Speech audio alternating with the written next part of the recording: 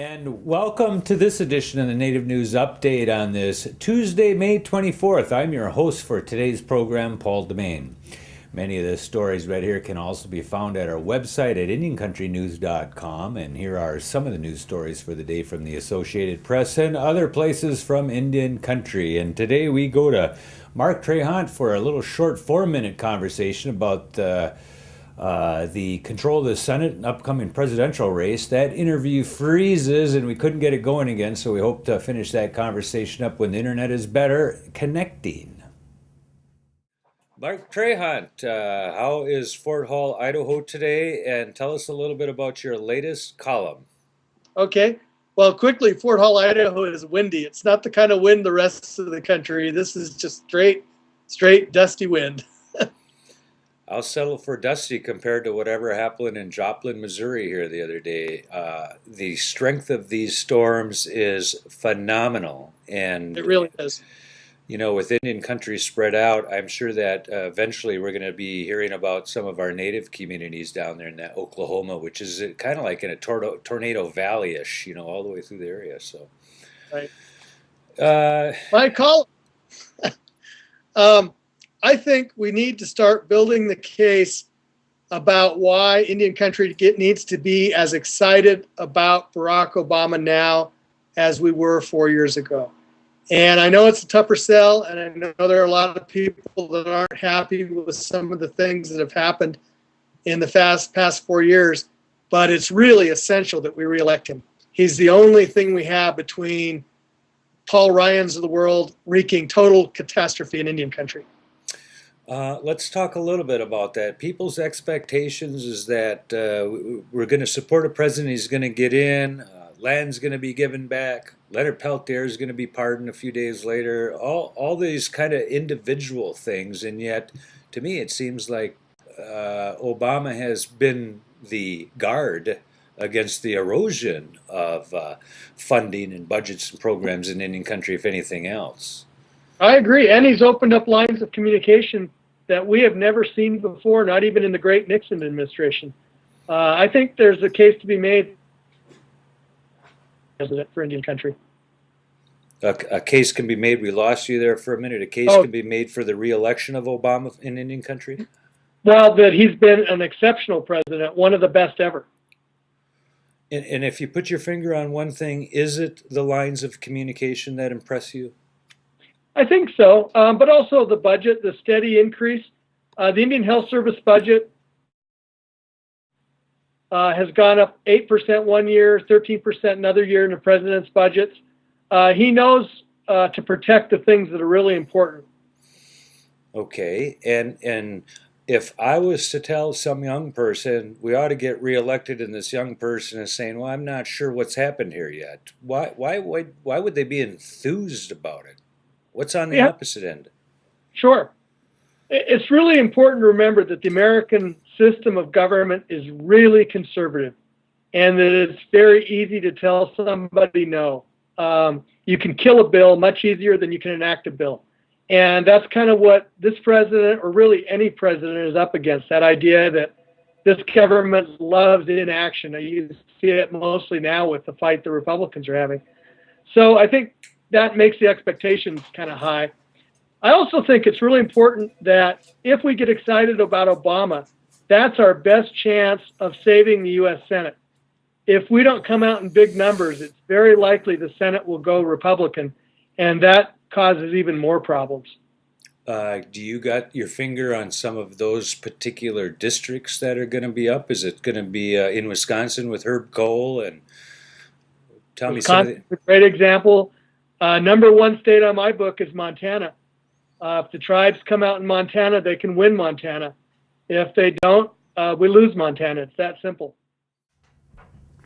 Police in Maine say 4 people arrested for trespassing in the late night hours told them they were hunting for ghosts and had brought along a camera in hopes of documenting some paranormal activity. Orano police officer Wilfred King says 2 men and 2 women between 19 and 25 were issued summons shortly after midnight last week. The 4 allegedly ignored no trespassing signs and scaled a barbed wire topped gate leading to Ayers Island in the Penobscot River where textile and paper mills once operated.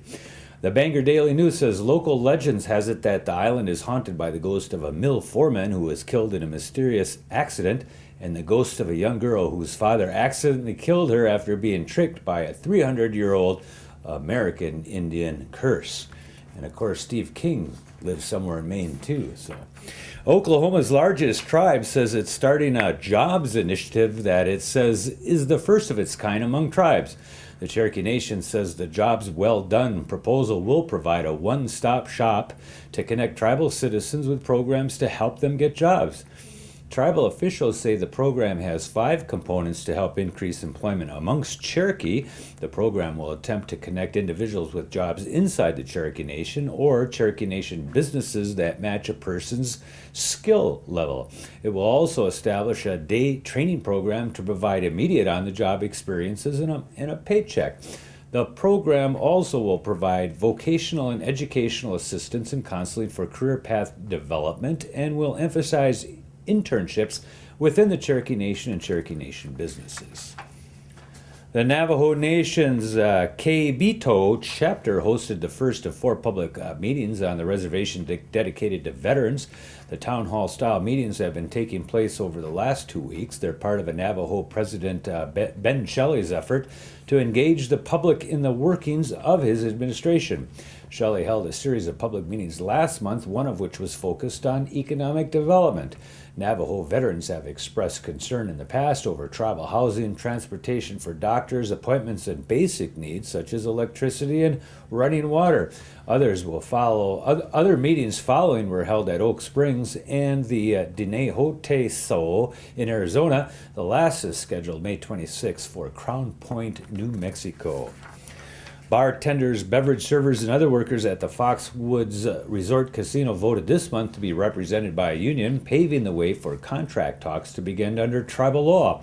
Workers at the Mashantucket Pequot Tribal Nation voted last July in favor of having union representation, handing a victory to the United Food and Commercial Workers Union there. But Foxwoods appealed those results because the election was supervised by the National Labor Relations Board, which Foxwoods alleged infringed upon tribal sovereignty.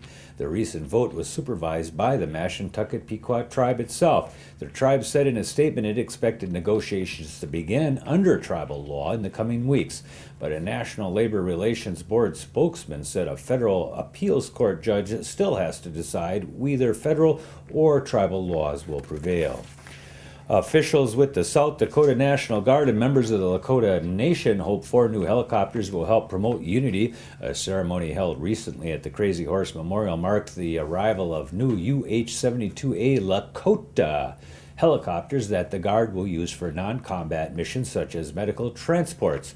The ceremony included a Native American blessing, singing and dancing, and a commemorative blast on the mountain carving of the Lakota warrior Crazy Horse. U.S. Representative Kristi Noem, Republican of South Dakota, and South Dakota Governor Dennis Daugaard both spoke at the ceremony, saying the helicopters will help strengthen relationships with the tribes. Charles Murphy, chairman of the Standing Rock Sioux Tribe in North Dakota and South Dakota, said the helicopters will honor many. And today the water walk from all 4 directions gets closer to its destination, which is the Bad River Ojibwe Reservation, for the final stage of the water walk June 10th through the 12th, when the water converges together in northern Wisconsin.